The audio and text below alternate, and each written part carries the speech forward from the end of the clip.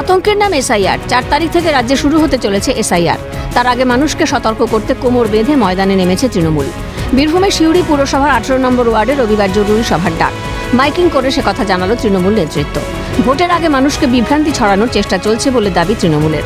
18 নম্বর ওয়ার্ডের কাউন্সিলর পিঙ্কি দাসের নেতৃত্বে সভার ডাক। মানুষের পাশে থাকার আশ্বাস তৃণমূলের।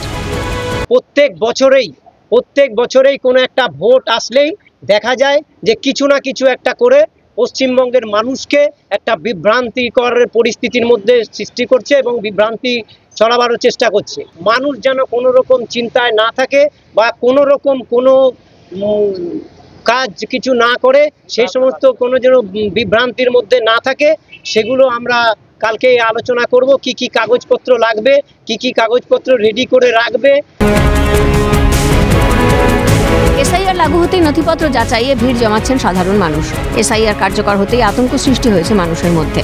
মালদার ইংরেজবাজার পুরসভার 16 নম্বর ওয়ার্ডে কাউন্সিলরের দপ্তরে সকাল থেকেই উপচে পড়া ভিড়। কাজ করেছি এবং ঘটনাচক্রে আমি 8 বার ভোটে গেছি। অ্যাজ এ প্রিজাইডিং অফিসার 4 বার ছিলাম।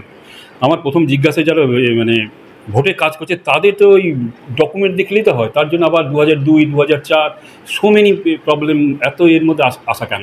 ভোট দিয়েছি, যেভাবে দেখছি কুচবিহারে 400 লোকের নাম চলে গেছে 2024 ভোট দেওয়ার পরেও। It is tension. অলরেডি 3 জন মারা গেছে, একজন অ্যাটেম্প করেছে, 2 জন মারা গেছে। Naturally everybody is in tension. অন্য স্টেট আছে, এই 7টা স্টেট, কেন সিকিমে হয় না, কেন মিজোরামে হয় না, শুধু বেঙ্গলে হচ্ছে কেন? ওরা তো মায়ানমার এবং বাংলাদেশের বর্ডার। নাম নাই ভোটের মধ্যে, লিস্টে নাম নাই, কিন্তু আমার করবেন। হ্যাঁ, আমরা এখানেই ভোট দিই। কোথায় বাড়ি? আমার বাড়ি আগে এখানে ছিল, এখন চলে গেছি বাগবাড়ি। কারণ তখন ভাগের ব্যাপার ছিল, সবাই ভাগ নিয়ে নিল, তখন আমরা বাগবাড়ি দিই, কিন্তু আমরা ভোট এখানেই দিই। ভোটের এতে নাম আছে কিনা সেটা দেখার জন্য আমি এসেছিলাম, বুঝলেন তো। আর আমার হয়তো 2 ভোট দিইনি, ও চলে গেছিল বাইরে। একটু টেনশনে আছি। বিজেপি চক্রান্ত করে ভোট ভাগ করে বাংলা গ্রাস করতে চাইছে অভিযোগ তৃণমূল কাউন্সিলর উদয় চৌধুরীর। মানুষের পাশে থাকার আশ্বাস দেন কাউন্সিলর।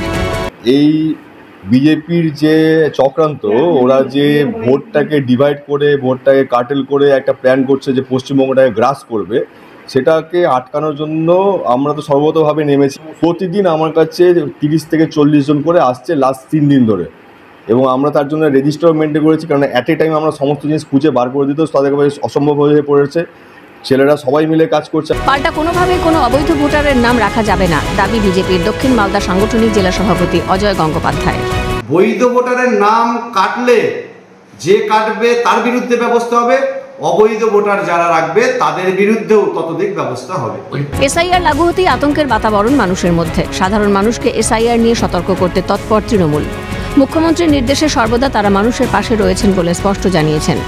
বলা যেতেই পারে এসআইআরকে হাতিয়ার করে রাজনৈতিক কৌশলে এগিয়ে গেল ঘাসফুল শিবির। ভোলানাথ চক্রবর্তী ও সুমক লাহিড়ির রিপোর্ট, ক্যালকাটা নিউজ।